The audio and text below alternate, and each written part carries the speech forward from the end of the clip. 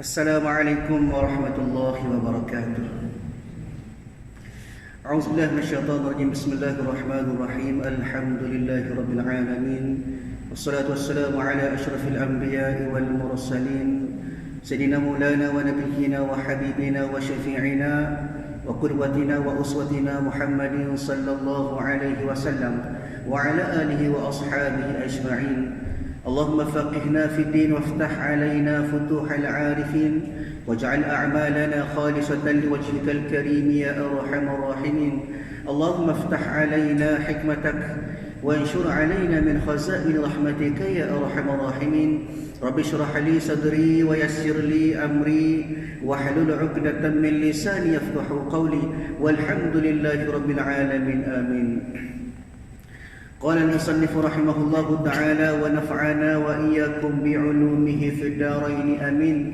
Alhamdulillah, pertama dan selamanya marilah sama-sama kita merafakkan setinggi-tinggi kesyukuran kita kepada Allah Subhanahu wa taala, kerana pada malam ini Allah taala masih lagi memberikan kesempatan kepada kita. Allah taala masih lagi mengurniakan kepada kita daripada segala nikmat yang dikurniakan oleh Allah taala kepada sekalian hamba-hambanya. Allah Ta'ala bagi nikmat kesihatan, boleh buat amal ibadat dengan sempurna, boleh pakat-pakat hadir ke rumah Allah Ta'ala untuk sembahyang berjamaah, kemudian berada dalam majlis ilmu yang dikatakan sebagai Raudhatun min Riyadil Jannah, satu taman daripada taman-taman syurga.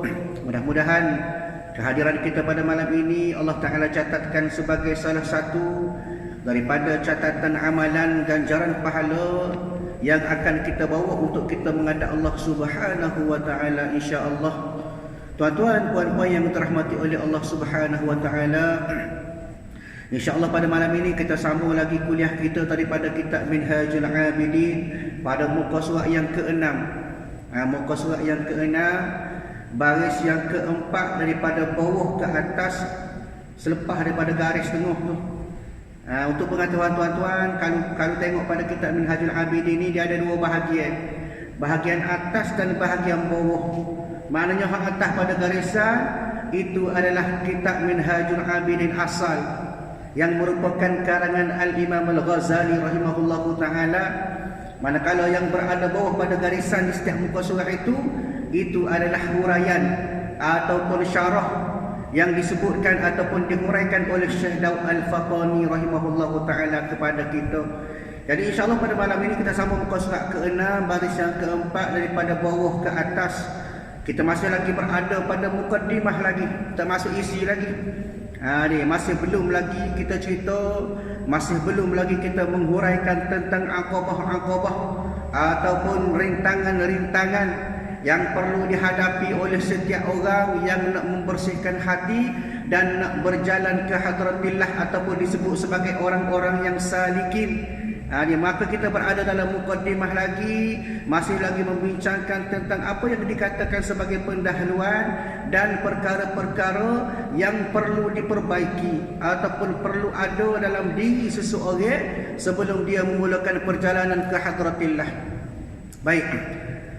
Maka jatuh di dalam hatinya,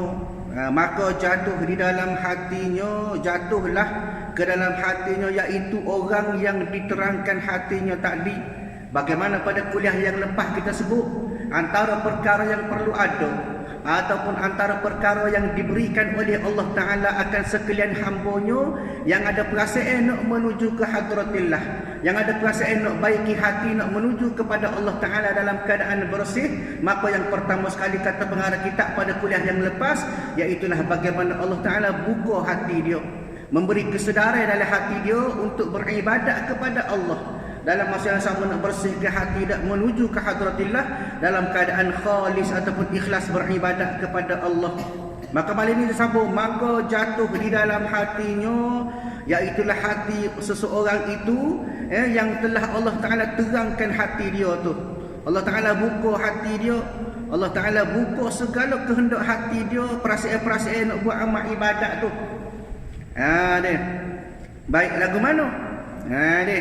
Pekerjaan itu, makna segala perbuatan itu patut sebenar-benar, maknanya betul pada hati, betul berbetul dengan syarak. Itu maksudnya betul pada sebenar-benar, patut dan sebenar-benar maknanya menepati aliran ahli sunnah wal jamaah, berbetul dengan kaifiat ataupun cara-cara yang betul bagi seseorang yang nak berjalan menuju ke hadratillah. Ni maknanya patut mana betul lah pada syarak pada ahli sunnah wal jamaah. Ni dan sebenar-benarnya maknanya yang sebetul-betulnya kerana apa? Kerana bukan mustahil yang demikian itu apa dia? Bagi yang demikian itu pada akal dengan permulaan tilik. Maknanya bukan mustahil akan berlaku sesuatu pada permulaan tilik. Macam-macam boleh mari dalam keadaan dia tu nak berjalan ke hadratillah. Ada orang sebelum berjalan lagi kena tipu dah. Diberi gambaran oleh syaitan dan sebagainya, mula perasaan-perasaan yang tidak kena dengan syarak. Sebab itulah kena bila dibuka hati oleh Allah Ta'ala, kena fikir sebenar-benar dia betul dengan kehendak syarak di sisi Allah Ta'ala. Kerana bukan mustahil mana tak pelik.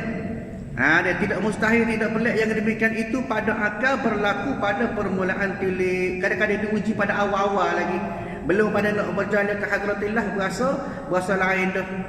Dan itu yang dikatakan boleh membawa kepada ajaran sesat tu. Kenapa tak kena dengan cara bimbingan oleh syekhut tariqah ataupun ahli-ahli tasawuf yang boleh membimbing. Kita beruntung kerana Al-Hujjatul Islam Imam Al-Ghazali buat panduan kepada kita. Kita sangat-sangat beruntung.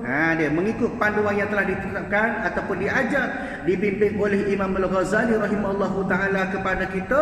Makna katanya segala-galanya itu adalah perlu kepada kita fikir, kita tilik supaya tidak ada berlaku masalah pada awal-awal perjalanan kita nak menuju ke hadratillah.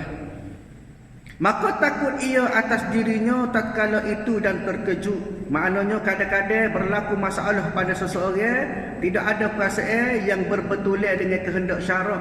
Apa yang dikatakan terkejut ialah bila mana berlakunya kejutan-kejutan ke atas diri sendiri. Benda yang tak aja jumpa tiba-tiba nak berjalan ke hadratillah terus, tak boleh. Dia kena melalui proses-proses. Sebab itulah pada awal aliran ataupun pada awal ilmu tasawuf diberi cerita ataupun diberi gambaran ibtidaiyah kepada kita untuk kita bersihkan hati. Antaranya kita belajar daripada kitab penawar bagi hati sebelum ini, kitab permulaan orang nak belajar ilmu tasawuf, bagaimana nak buai daripada sifat-sifat mazmumah, sifat-sifat kecelaan, bagaimana nak ganti dalam hati kita sifat-sifat mahmudah, sifat-sifat kepujian. Dan maka itu merupakan salah satu cara kita nak bersedia supaya tidak berlaku kejutan-kejutan kepada kita untuk kita berjalan menuju ke hadratillah. Mana hati kita sudah sedia, hati kita sudah bersih, maka boleh kita memulakan perjalanan kita nak menuju ke hadratillah dengan keadaan hati kita sudah bersedia. Di maknanya jaga supaya hati kita betul-betul bersedia. Maknanya kena ngaji dulu lah. Kena ngaji dia apakah asas-asas pembersihan hati yang diperlukan untuk kita tidak sesat dalam perjalanan kita menuju ke hadratillah. Itu maksud dia. Baik, maka inilah pertama-tama khatir. Maka inilah pertama-tama awal-awal khatir. Apa dia khatir? Disebut dalam kitab tu bawah tu nombor 1, qauluhu khatir. Bawah pada garis tu diulas oleh Syekh Daud Al-Fatani. Apa dia? Yakni kelintasan hati. Maknanya perasaan pada hati dia. Allah Ta'ala buka perasaan dalam hati dia tu, biar mari perasaan nak beribadat kepada Allah, biar mari perasaan dia nak beriman kepada Allah, bertakwa kepada Allah. Semua itu atas permulaannya, iaitulah khatir ataupun lintasan hati. Yang terkejut itu maknanya terkejut kerana apa?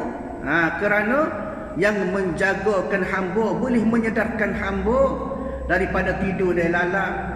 Kerana khatir ini adalah lintasan hati inilah kadang-kadang menyedarkan kita daripada kita hanyut, daripada kita lalai kepada Allah. Maka Allah Ta'ala buka hati, mari lintasan hati kepada kita supaya kita ni ada perasaan nak beribadat kepada Allah. Kenapa? Kerana kita manusia seringkali ada masalah dengan sifat perangai kita. Kadang-kadang mari perasaan lalai, dia lupa kepada Allah Ta'ala, dia banyak terhanyut dengan dunia. Bagaimana Allah Subhanahu wa Ta'ala sebut kepada kita dalil, bagaimana Allah Ta'ala sebut pada surah Ar-Rum ayat yang ke-7, kata Allah Ta'ala, ya'lamuna zahiran minal hayatid dunya wa hum 'anil akhirati hum ghafilun. Kata Allah, Mereka mengetahui yang lahir, yang hadir, yang ada dalam kehidupan dunia. Kadang-kadang kita tahu atas dunia ni ada berlaku. Ada belakang kita tahu benda ni boleh menyebabkan kita jadi hanyut kepada Allah. Benda ni boleh menambahkan keimanan kita kepada Allah. Sedangkan terhadap kehidupan akhirat mereka lalai. Mereka dah nampak orang atas dunia ya. Oh, kau ni bagus, kau ni molek, kau ni comel. Tetapi mereka lupa pada hari akhirat. Lalai mereka untuk mengejar hari akhirat. Itu sifat manusia. Sebab itu nak kepada peringatan supaya kita tersedar daripada lalai kita tu. Begitu juga Allah Ta'ala sebut dalam surah Al-Munafiqun ayat yang ke-9, kata Allah Ta'ala, Ya ayyuhalladzina amanu la tulhikum amwalukum wala auladukum an zikrillah wa man yaf'al dhalika fa ulaika humul khasirun. Kata Allah Ta'ala, wahai orang-orang yang beriman. Siapa dia? Kita tu lah.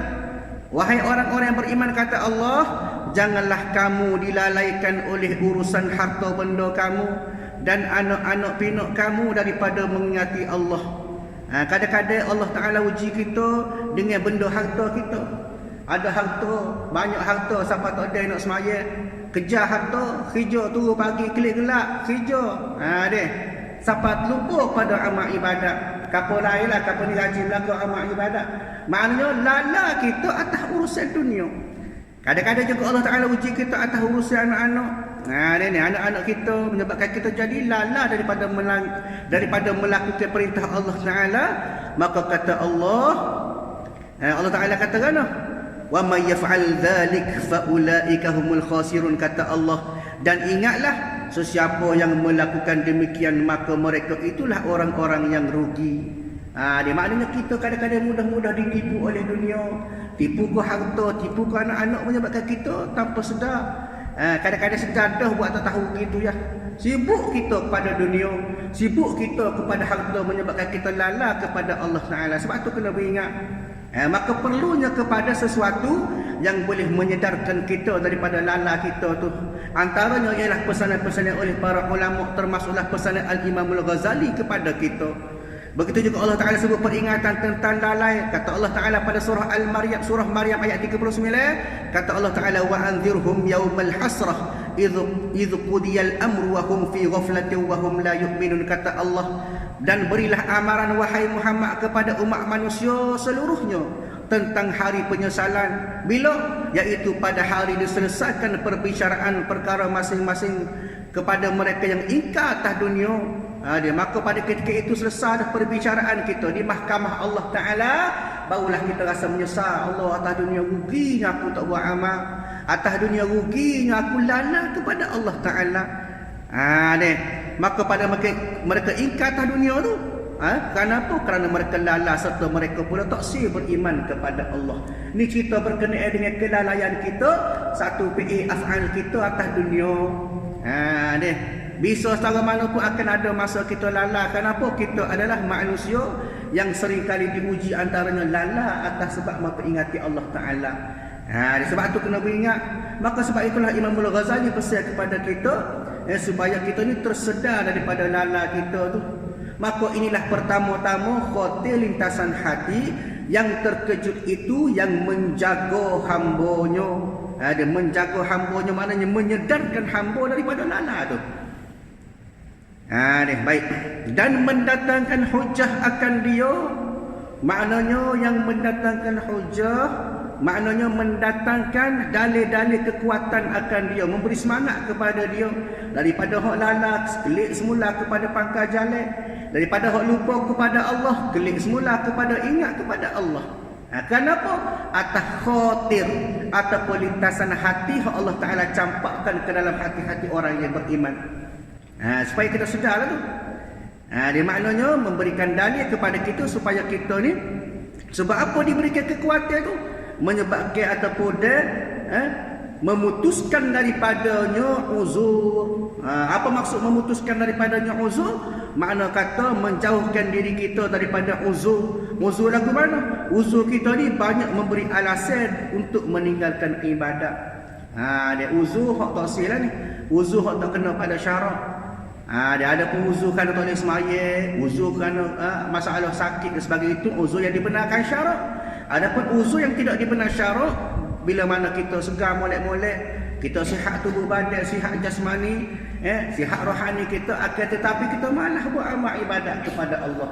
Seringkali kita duk cari alasan, sibuk lagi tu lagi ni lah, macam-macam alasan. Di atas sebab apa? Sebab kita lalai tadi tu lah. Kita seronok dengan dunia, kita terlala dengan tipu daya dunia, maka menyebabkan kita cari alasan semua. Dia bunyi ibadat jadi malah belaka. Tengok semaya subuh lagu mana, berapa orang yang mari semaya. Dia kapal lain lah, kapal ni penuh semua rapat ke belakang semaya subuh. Ayatnya bila mana sebut benda ibadat, benda kebajikan, maka ada selalulah alasan kita. Kenapa? Kerana tidak diberi kesedaran dalam hati. Maka sebab itulah pengarang kita ataupun ulama-ulama pada ilmu tasawuf memberi didikan kepada kita untuk kita sedar daripada lala kita tu.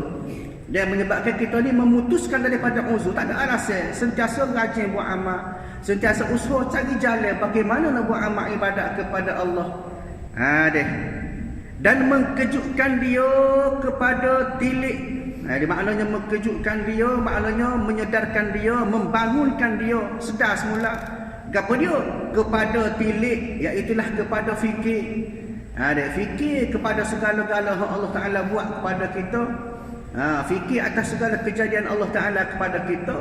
Fikir atas segala kesempatan yang Allah Ta'ala beri kepada kita. Allah Ta'ala beri umur untuk kita beribadat kepada Allah. Itu makna dia. Kita sedar, kita tahu bahawasanya segala-galanya Allah Ta'ala pinjam semata sebelum Allah Ta'ala ambil semula. Kata Nabi SAW, al-umur ummati ma baina sittin wa sab'in. Kata Nabi, umur umat aku ni antara 60 hingga 70 ya. Kalau lebih, alhamdulillah, boleh buat lagi kebajikan kepada Allah Ta'ala, boleh beramal ibadat. Kalau umur pendek sekalipun, takdir Allah Ta'ala, tak boleh nak marah ke Allah Ta'ala. Nak ayatnya, masa kita tidak ada. Bahkan kata ulama, antara benda yang paling dekat dengan kita ialah maut, kematian. Sentiasa dekat dengan kita, menyebabkan kita tak ada masa lagi kita nak fikir benda lain. Bahkan nak supaya kita ni sentiasa tilik, fikir, guna sebaiknya masa yang Allah Ta'ala beri kepada kita untuk kita beramal ibadat kepada Allah. Dan mengambil dalil, maknanya mengambil dalil maksud katanya ialah kita memahami dalil-dalil yang Allah Ta'ala beri kepada kita, alamat-alamat, tanda-tanda, benda-benda yang Allah Ta'ala buat semuanya ada sebab dia. Bagaimana Allah Ta'ala sebut pada Quran, iaitulah cara-cara ataupun perkara-perkara yang disandarkan kepada dalil supaya kita beriman. Sebab itulah Allah Ta'ala hantar Quran peringatan kepada kita. Tak dengar juga Allah Ta'ala hantar Rasul kepada kita untuk kita seringkali kita diperingat atas tujuan supaya kita tidak lalai atas kehidupan dunia. Dan menggerak-gerakkan akan hamba. Dia tulis itu nombor 9. Tengok nombor 9, apa dia bawah tu? Nombor 9, qauluhu, menggerak-gerakkan akan hamba. Apa dia? Yakni maka bergerak-gerak oleh hamba dan membalik-balik, yakni tiada tinggal baginya ketetapan daripada barang yang hasil baginya daripada keluh kesah pada ketika itu, maka menilik ia, yakni memeriksa ia di dalam jalan. Hal ini ayatnya bahawasanya Allah Ta'ala membergerak-gerakkan hati kita pada ketika itu. Makna kata Allah Ta'ala menyedarkan hati kita.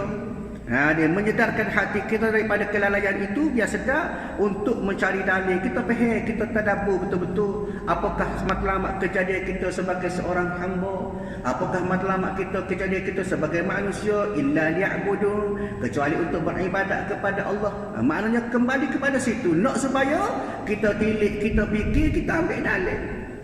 Dia supaya apa? Supaya kita tidak terus lala atas dunia ni. Baik, dan tiada tinggal baginya ketetapan, maknanya kesenangan dalam hati. Tak mari kesenangan, tak mari ketenangan dalam hati, dalam jiwa kita tu. Kadang-kadang berlaku masalah kita ni, kadang-kadang jadi hati kita tak tenang, tak ingat kepada Allah Ta'ala, jadi hati jadi serabut, tension. Dia apa disebut tension, maknanya tidak ada ketenangan, sakinah tu tak ada dalam hati kita. Dia tiada tinggal baginya ketetapan, maknanya tidak ada tenang dalam hati kita. Sebab itu kita kena sentiasa minta kepada Allah Subhanahu Wa Taala supaya diberi ketenangan hati, ditetapkan hati kita. Bagaimana hadis Nabi sebut yang diriwayatkan oleh Anas bin Malik radhiyallahu anhu, kata Nabi, kana Rasulullah sallallahu alaihi wasallam yakthiru an yaqulu ya muqallibal qulub tsabbit qalbi ala dinik.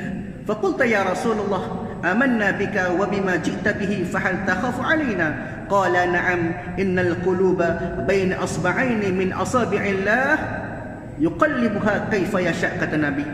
Satu hadis yang disebutkan ataupun diriwayatkan oleh Anas bin Malik menceritakan kepada kita bahawasanya adalah Rasulullah sallallahu alaihi wasallam selalu sebut, selalu baca apa dia?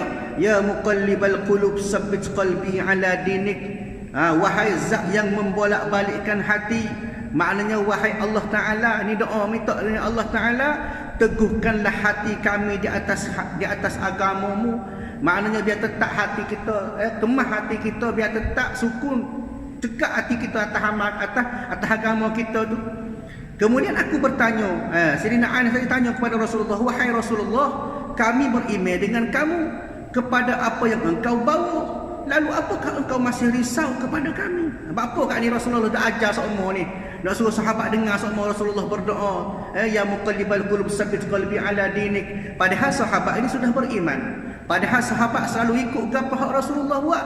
Maka kata Nabi sallallahu alaihi wasallam, yo ada risau. Rasulullah risau kepada para sahabat.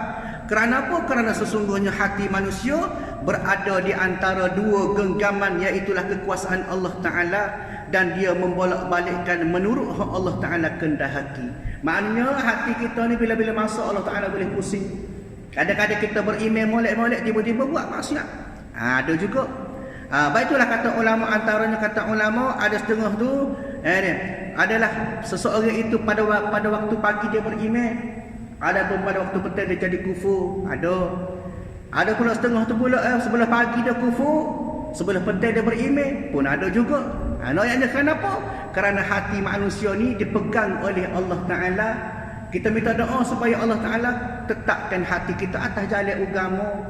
Dia nak supaya kita ni minta doa dengan Allah Ta'ala, banyakkan berdoa, ya muqallibal qulub tsabbit qalbi ala dinik. Ya wahai Allah Ta'ala, zat yang membolak-balikkan hati. Mana kita minta Allah Ta'ala boleh buat, ada kuasa untuk pusing hati kita ni, biar Allah Ta'ala tetap hati kita, biar sentiasa beriman. Sentiasa beriman kepada Allah Ta'ala, sentiasa ada inayah, ada kudrat, ada kehendak kita buat amal kepada Allah Ta'ala. Naknya biar ada ketetapan. Sebab itulah bila mana hati kita berbolak-balik, dipusing oleh Allah Ta'ala, tiada tinggal baginya ketetapan. Kadang-kadang hati jadi tak tenang lah. Bukan setakat atas kerja dunia, atas kerja agama jadi tak tenang. Itu masalah. Sebab itu nak kepada biar tetap hati kita baik, dan menilai ia di dalam jalan kelepasan. Maknanya dia fikir ataupun dia tilik jalan kelepasan. Bagaimana jalan untuk lepas daripada azab Allah Ta'ala, bagaimana nak lepas daripada cabaran-cabaran yang boleh menyebabkan jauh kita dengan Allah Ta'ala. Kita fikir ambil berat, maknanya kita ada usaha untuk kita cuba cari inisiatif bagaimanakah kita nak cari jalan kelepasan dan mencari, maknanya dia mencari tempat aman, mencari tempat aman. Maknanya cari tempat hak tenang, nak kepada ketenangan daripada Allah Ta'ala.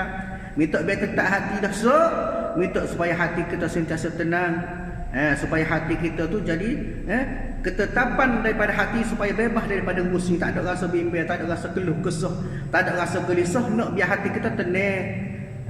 Dia daripada barang yang jatuh terlintas di dalam hati atau yang didengar dengan telinga. Nak supaya kita ni jauh daripada benda hak lintas hak tak comel dalam hati kita tu. Sama ada mari terlintas dalam hati ataupun benda hak kita dengar dalam telinga kita. Supaya apa? Supaya kita ni tidak ada perasaan berbolak-balik. Nak biar kita tenang, dengar dengan tenang hati kita daripada benda-benda hak boleh menyebabkan kita jadi jauh daripada Allah Ta'ala. Kadang-kadang kita macam-macam, kita dengar macam-macam perasaan mari. Semua tu merupakan ujian bagi kita. Kenapa? Kadang-kadang dengan benda hak mari itulah kita jadi jauh daripada Allah Ta'ala. Contohnya mari perasaan malah. Dia Allah Ta'ala uji dengan perasaan malah dalam hati kita. Bila hati kita berasa malah, jiwa kita berasa tak sihat, maka fikir kita pun jadi malah. Anggota kita pun semua pakat jadi malah berlaku. Atas sebab apa? Sebab hati kita jatuh dalam hati kita, mari dalam perasaan kita tak sihat buat amal ibadat kepada Allah, melengah-lengah ke amal ibadat. Kadang-kadang semaya tu ujung waktu dah orang biasa baru semaya zuhur. Kapur lain lah, kapur ni masuk waktu sembahyang lalu dah, alhamdulillah. Nak ayatnya perasaan-perasaan inilah sebenarnya yang boleh mengganggu perasaan kita, menyebabkan kita semakin hari semakin jauh daripada Allah Taala. Sebab itulah saat ini pengarang sebut kepada kita supaya kita banyakkan berdoa supaya diberi ketetapan dalam hati kita, supaya kita sentiasa sabar ataupun tetap atas jalan Allah Taala. Ni baiklah gitu. Sambung lagi. Maka tiada dapat padanya. Ni baik. Maka tiada dapat padanya jalan yang lain. Nak tak nak kita tak ada jalan lain dah. Itu maksudnya wajib dah jalan tu. Tidak dapat tiada maknanya tak ada jalan lain dah. Selain daripada tu daripada apa? Selain daripada menilik kepada dalil dengan akal. Maknanya kita fikir molek berdasarkan dalil-dalil kita fikir molek. Kita tadabbur, kita fikir molek kejadian-kejadian yang Allah Taala buat pada kita berdasarkan dalil Al-Quran, Al-Hadis, Ijma' dan kias ulama. Kita fikir lagu mana cara supaya kita dapat bebas daripada benda-benda yang boleh menjauhkan kita daripada Allah Taala.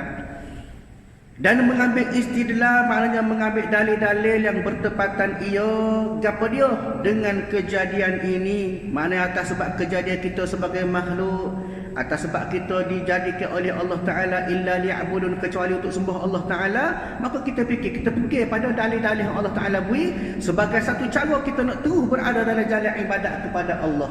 Bila mana kita tahu ataupun kita sedar hakikat kejadian manusia, maka nak tak nak kita kena buat amal ibadat kepada Allah.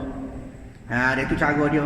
Tak ada pilihan dah kita, kecuali kita kena beriman kepada Allah. Dia. Baik.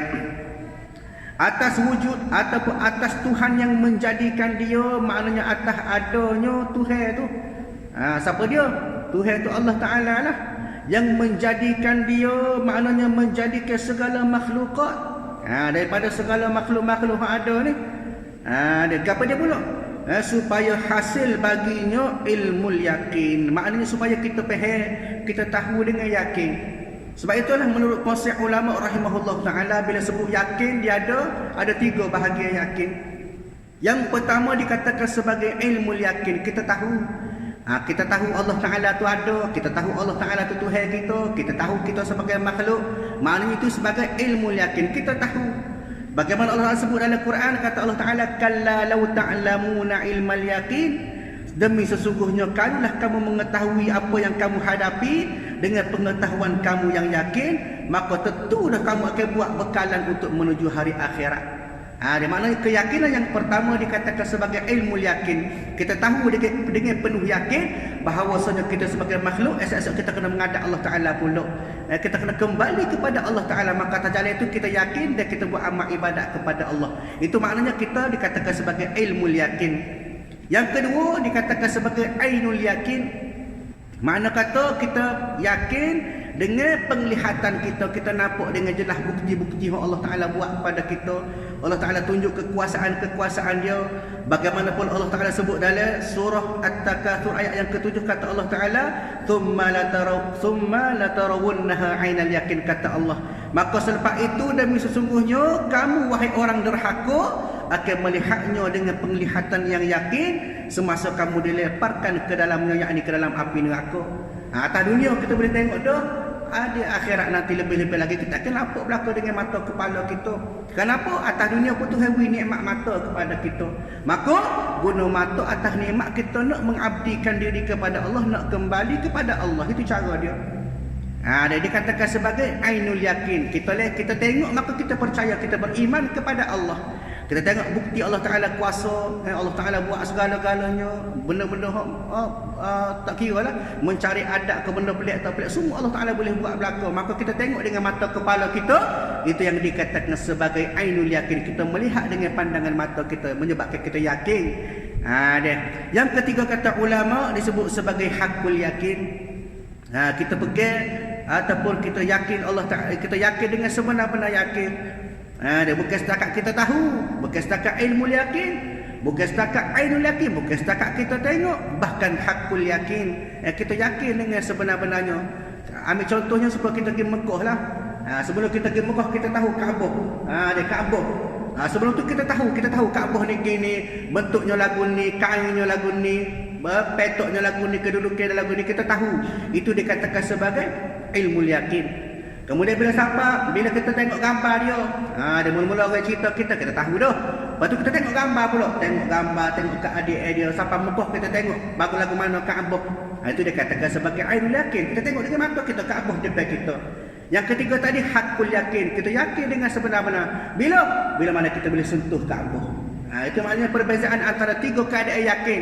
Ilmu yakin, ainul yakin, hakul yakin. Maka hendaknya biar kita ni hakul yakin. Bukan setakat kita tahu, bukan setakat kita tengok, bahkan dalam masa yang sama kita betul-betul yakin adanya Allah Ta'ala dan segala kekuasaan Allah Ta'ala. Itu yang menyebabkan kita semakin hari semakin hampir kepada Allah Ta'ala, semakin kasih, semakin rindu kepada Allah Ta'ala. Kenapa? Kerana keyakinan sudah ada dalam diri kita. Maka dalam keadaan itu segala amal ibadat kita jadi rasa ikhlas kepada Allah Ta'ala. Selesa lazatnya kita buat amal ibadat. Kenapa? Kerana kita sudah yakin dengan Allah Ta'ala. Maka nak kepada menjadikan dia ni Tuhan buat kita ni supaya hasil baginya ilmu yakin. Kita tahu, kita faham dengan barang-barang yang gaib, termasuklah Allah Ta'ala. Benda yang tak nampak mata pun kita yakin. Kenapa? Kerana semua ni Allah Ta'ala jelas berlaku dah kepada kita. Dia daripada Allah Ta'ala, para malaikat, ruh-ruh, segala-galanya, semualah. Hak nampak, hak tak nampak, semua tu merupakan kita faham, kita tahu dengan ilmu yakin. Dan mengetahui bahawasanya ada baginya itu Tuhan yang menjadikan. Mana kita tahu semua itu Allah Ta'ala buat berlaku. Dia Tuhan buat berlaku tu. Tuhan yang menjadikan. Mana Allah Ta'ala tu lah. Dia. Dan pemberatkan hukum. Maknanya dekat ayat sama, Allah Ta'ala buat sesuatu, Allah Ta'ala tak selalu hukum lagu mana. Hukum kau ni lagu ni, hukum kau ni lagu mana. Siap dengan perundangan dia. Ada selalu dah hukum dia. Dan menyuruh, maknanya menyuruh ni Allah Ta'ala suruh buat benda yang baik. Dia ta'muruna bil ma'ruf. Dan menegah. Apa dia pula menegah? Maknanya mencegah daripada benda-benda hak maksiat, benda hak haram kepada Allah Ta'ala. Kepada itu semua tu, maka inilah awal aqabah. Dah selesai belaka dah Allah Ta'ala buka dah hati, kita kenal ada Allah Ta'ala, maka dalam keadaan ini kita akan memulakan perjalanan kita nak menghadap ke hadratillah. Maka inilah awal aqabah. Hak kita nak bincang ni ialah bagaimanakah awal aqabah, rintangan pertama ataupun halangan pertama, yakni pertama-tama bukit yang berhadap akan dia di dalam jalan ibadah. Dia rintangan mula-mula kita nak buat ibadah. Dan apa dia? Dan iaitu dinamakan aqabah ilmu dan makrifat. InsyaAllah kita pada kuliah akan datang kita akan bincang pula apakah yang dikatakan sebagai aqabah yang pertama, halangan yang pertama daripada 7 halangan yang perlu kita hadap untuk kita menghadap Allah Subhanahu Wa Taala dalam keadaan kita sudah bersedia. InsyaAllah kita sambung kuliah kita dinamakan akan dia aqabah ilmu dan makrifah. Wallahu a'lam bissawab. InsyaAllah kita sambung kuliah kita pada masa akan datang.